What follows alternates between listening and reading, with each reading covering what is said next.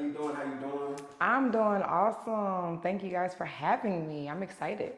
That's good. That's good. So, I mean, really, I don't know where we should start. You're famous, celebrity, media personality. Is that what they said? Did they tell you to say that? Influencer. Yeah, you got out here. You got a slight, I don't know, 47K on your Instagram. Over 4 million views on your YouTube. Yes.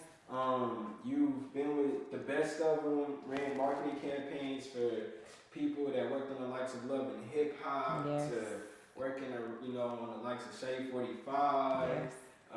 You interviewed Elle Varner. Yes, I did. Like at the height of her career, it was crazy. I loved it. Yeah. So, you also you had a drop with Cardi B. Yes, I actually got a chance to host a party with Cardi B, and she's a very fun person. Yeah, but I say, how did that come about? I used to host the morning show on OC 104, which is the biggest radio station on the Eastern Shore, period. And the Eastern Shore consists of course, all of the beaches in Delaware, Maryland, and Virginia. And of course, the Eastern Shore, which is Cambridge, Salisbury, and everything in that area. So all the clubs in that area were in Salisbury and Cambridge. So of course, whenever they used to have those big parties down there, they always booked me to, host the parties.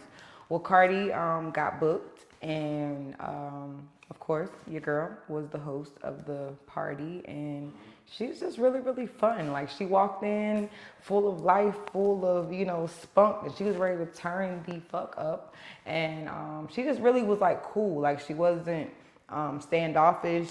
She actually, I almost feel like I kind of probably could have took her home with me, because she's very flirtatious.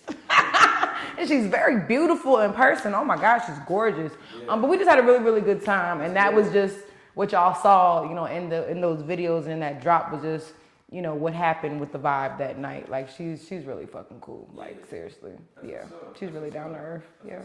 So, you definitely come from the north, is that northeast?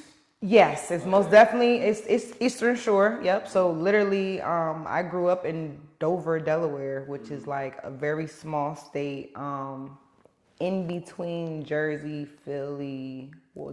Pennsylvania, New York, DC, Baltimore, and Maryland and Virginia. So we're literally like surrounded by all of those major cities because we're so small. Okay. Yeah. That's what's up. But it's up north, so that's why you kind of get that little aggressive, you know what the fuck going on. What's up, B? Like, I'm dead ass. I'm heavy on that shit, son. Like, it's there. So coming from a place like Delaware, and you started off in the #1, market for media, what was that like?